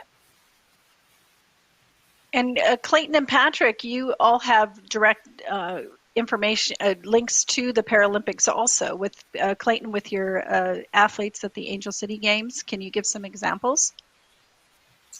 Yeah, I'll just throw a couple thoughts out there because I agree with everything that the team has said so far. So first of all, just something to think about is that there is a different path within every sport has a different path. Now, some sports have sort of similar paths, like cycling, swimming, and track. You have to go to U.S. trials in order to make the team for the Paralympics. But like literally every sport is different. There's different governing bodies. It's like it's tricky, but it's not insurmountable if you're motivated. And I think Cody said it. You got to just show up. You got to be connected to whatever program. It could be across the country. That's fine. It doesn't matter where it is. You got to be part of a program that will kind of help you and guide you. And what I see at the Angel City Games, and those of you that have been there can probably attest, which is we call it the Mom Network. You know, because every sport is different, and when you just show up and you throw your kid in the pool and you're sitting in the stands and you start befriending, the moms or the dad. I'm just using moms as an example, but and they start telling, well, you need to go to junior nationals, which is, when Angel City started, we started the games, my son was the only athlete that went to junior nationals, which is like junior Olympics, right, for the Paralympics. And the last couple of years, there's been like 10, 11, 12, 15 athletes coming out of California. They're all starting at the Angel City Games and learning about what's that next level. And that's all word of mouth. This is, nobody reads emails, it's just too much. But if you just show up, you're going to go to the San Diego Triathlon Challenge, hosted by Challenge Athletes Foundation. You're going to learn about every sport because there's tons of people there that know a lot about all the sports. So to me, it's just showing up, open your mind, open your ears, and it's here for you. I would also, just to throw, somebody had mentioned how you could volunteer. Clayton knows every year that he has the Angel City Games, I force myself into the medical tent. There's a lot of wonderful people who volunteer, and also at Challenge Athletes Foundation, the San Diego Triathlon Challenge, a lot of wonderful EMTs and ER docs who volunteer to work these medical tents who have zero knowledge about people who have disabilities. And so you would be amazed, even if you don't have emergency medical knowledge, that you actually can help a lot more for things like road rash, things like an acute spasm, things like that. So volunteer in the medical tent. I think that's a great way to start. There's all these organizations are really looking for people to kind of show up and help out. Patrick, any comment? Oh, go ahead. Gracie? It's very cool to see my doctors at the medical tent. It makes me feel like a little bit more like a family, like I'll see them and be like, oh my God, hey Carolina, and then we'll have a conversation. And then someone will be like, okay, we need to go do things. So it furthers my relationship with my medical team. So yeah, we can get out there, it'd be great. Mm-hmm. Yeah, Carolina, my Patrick? connection dropped. Yeah, my connection dropped for a minute. What was the original question? Just getting involved in the Paralympics and how do you connect patients with the Paralympics? Yeah.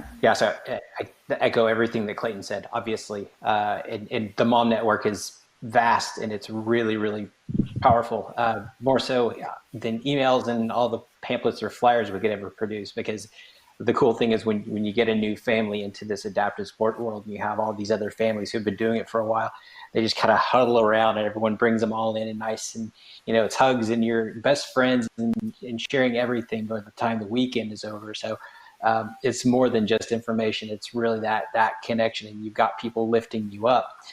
The other thing that we really try to do is we've been fortunate to be around for 26 years, and so we've got a lot of connections. And so if people will reach out to us and they're interested in finding out more about how to get involved in any of the numerous sports that are out there, we can probably find someone to make a connection with, whether it's at a lower level, just a player or someone who has some experience. And we also have a reasonable amount of connections just with the national governing bodies and coaches. And so we do our best to make those connections and help you kind of start connecting the dots on your Paralympic path. Thank you, Patrick. Thank you, everyone. Oh, Cody, go ahead.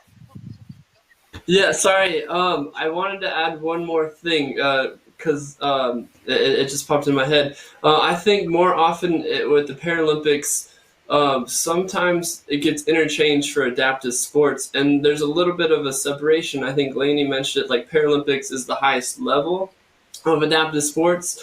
Like, I don't go, like an Olympian is an Olympian, right? A high school track runner can't just say, they're an Olympian, but sometimes it's, if you're in adaptive sports, it's a little confused. So maybe with that language, just realizing it's an elite level. So the first question I would ask if you were to interact with someone interested in the Paralympics is, are you willing to put in the work? Because if they want to do it recreationally, that's fine. Adaptive sports is there.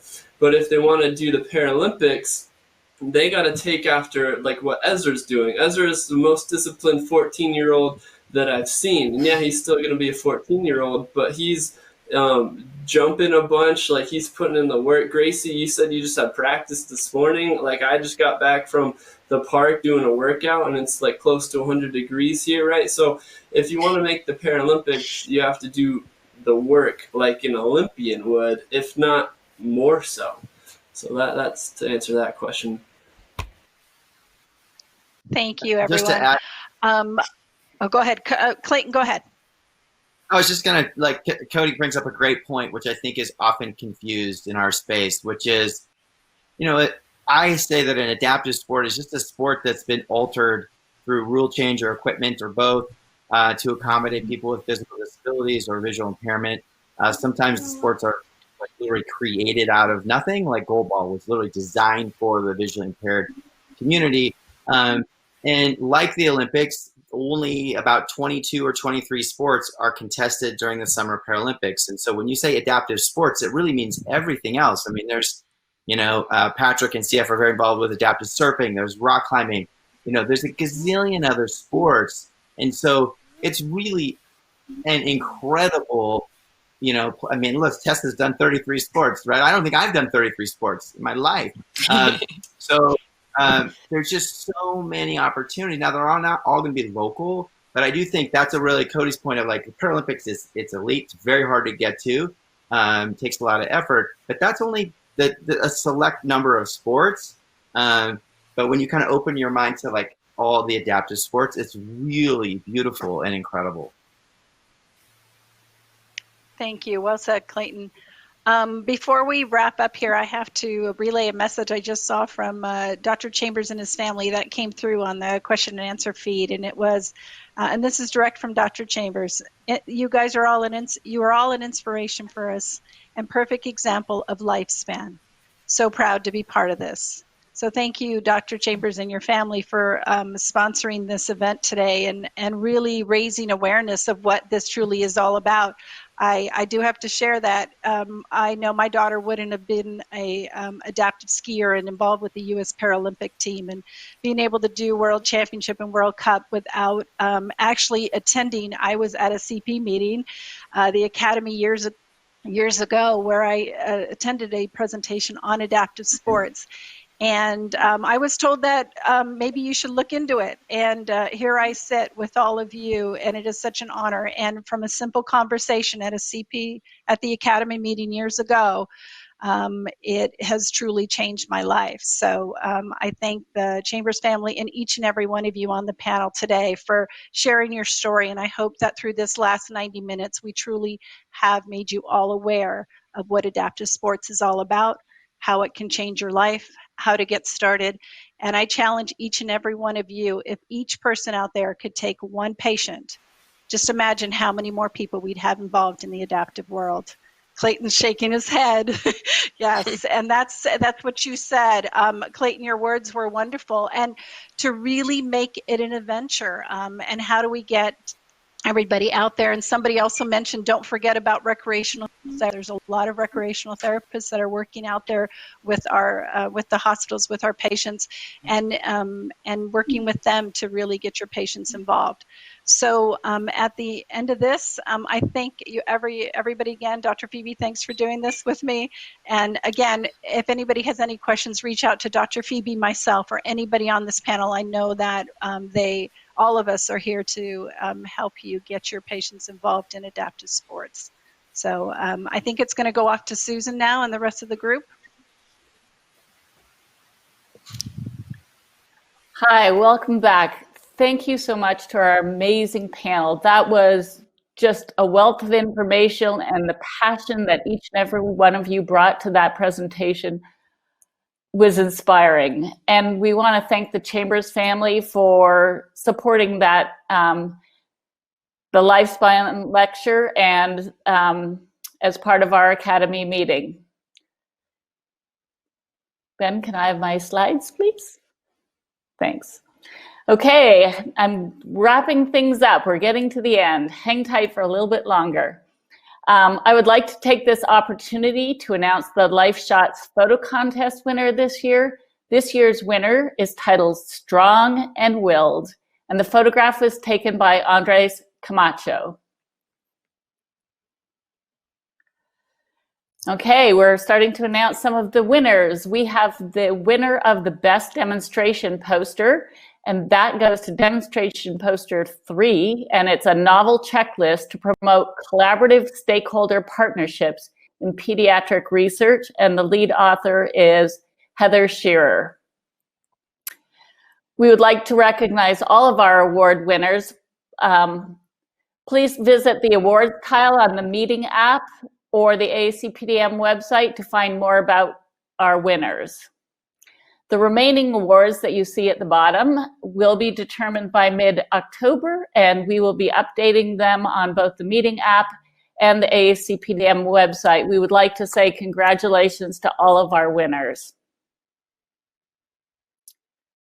Once again, we want to thank our sponsors. We really appreciate their continued support. They make a huge impact on this meeting and allow attendees to also get scholarships to attend this meeting as well. Thank you again. Well, the meeting is coming to an end. It is not over. The content's going to be available for on-demand viewing between about October 5th to December 31st, and it's providing you more opportunities to engage in this amazing educational content and get more CMEs than ever before.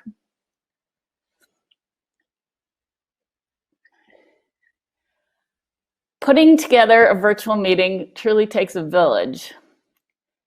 Well, we know it has not been without its technical glitches.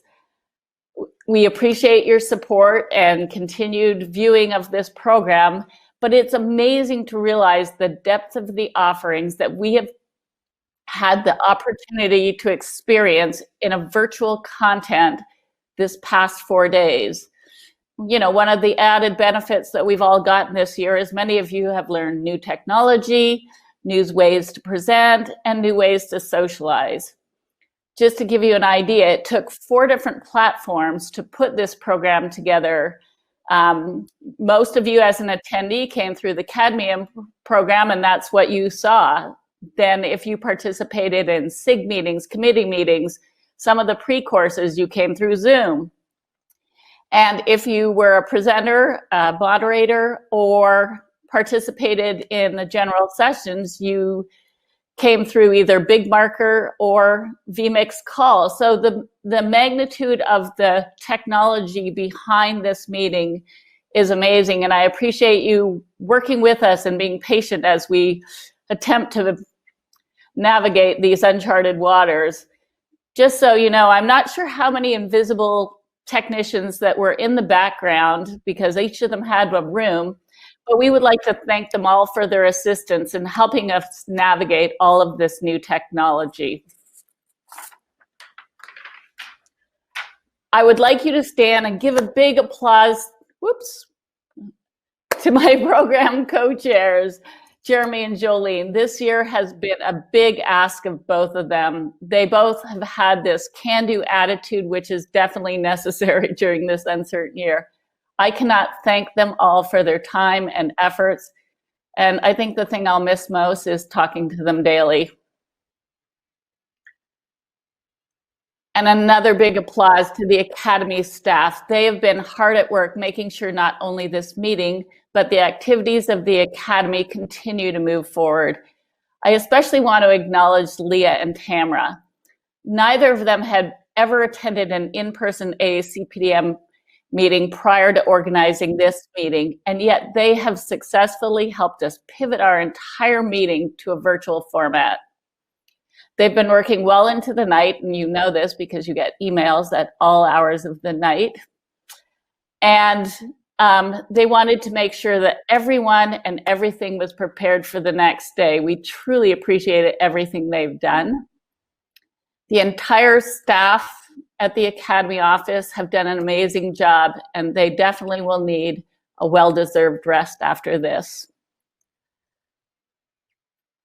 I would also like to thank you and all of the presenters who shared their amazing knowledge, and you as an attendee for interacting and being engaged. Your engagement has really helped this be part of the meeting that we love and look forward to each and every year. While I will miss seeing my Academy friends in person, we've been using technology to connect. Well, it's not the same. It still provides some of that personal connection that makes this Academy what it is to each and every one of us. Thank you all who made the 74th first ever virtual meeting of the AACPDM a huge success. I hope you take the knowledge that you gained by attending this meeting and unmask your own potential. I look forward to seeing you in Quebec City, we're hoping, and I would like to take this opportunity to introduce Dr. Tom Novacek and the 2021 planning team to tell you a little bit more about next year's meeting. Thank you all.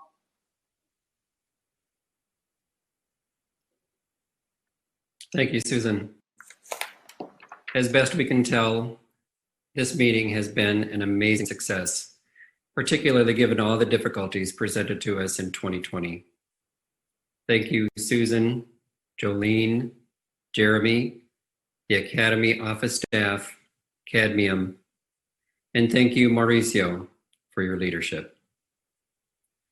We don't know what the next 12 months will hold. Will we be able to travel, meet in person, or not?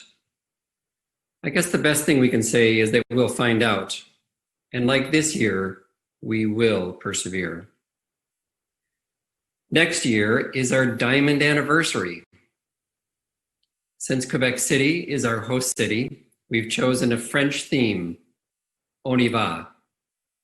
In English, let's go. We've developed a logo to reflect diversity, given the theme to reflect diversity, and chosen the theme to reflect that we want to emerge and move out of these difficult and challenging times together. Interestingly, after the fact, we found that the theme for the next IAACD meeting in March 2022 in Melbourne is similar. Our societies are feeling the pain of this time and strongly want to do what we can to address the inequities that exist. On y va. Let's go together. I'm pleased to introduce to you our scientific program chairs for next year, Anna McCormick and Julianne Sees. I hope you've had the pleasure of knowing these two characters. If not, you'll get a chance. Already, I've needed to increase the data limits on my messaging service. Anna is a physical medicine rehabilitation specialist in Ottawa, Canada, and an associate professor at the University of Ottawa. Julianne is a pediatric neuroorthopedic surgeon who's been on staff at DuPont, but she will soon be shifting to start her U.S. National Academy of Medicine fellowship. Julie, congratulations on this honor.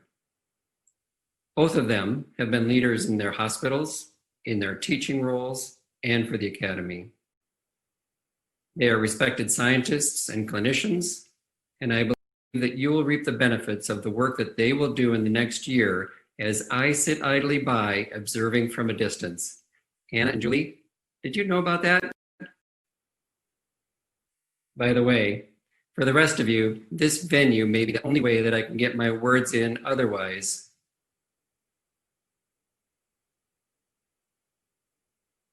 As I mentioned, we don't yet know the format of the meeting, but it is certain that it will not be an in-person only meeting. As such, your feedback about this year's meeting is incredibly important as we formulate our meeting in 2021 so that we can best meet your needs. The timeline for abstract submission and acceptance will be very similar to previous years, and you can see the meeting dates are in early October. The SRS meeting is 2 weeks earlier, in case you were wondering. As you know, Quebec City will be our host city. If you know it, you know that it is a city that many consider to be quite European and beautiful. Here's a short video clip for you to know something about it.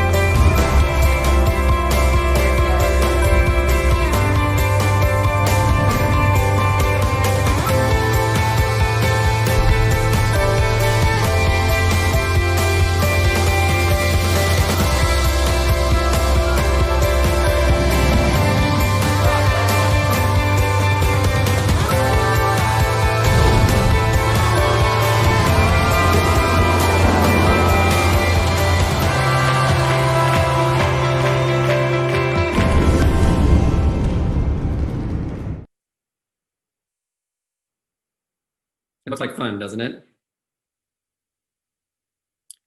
We hope that over the course of the next year that you, your families, your friends, and your patients are well. We hope that the next 12 months are brighter. We hope that we will be able to join together. We should go together, shouldn't we? Let's go together. On y va. In fact, let's go right now.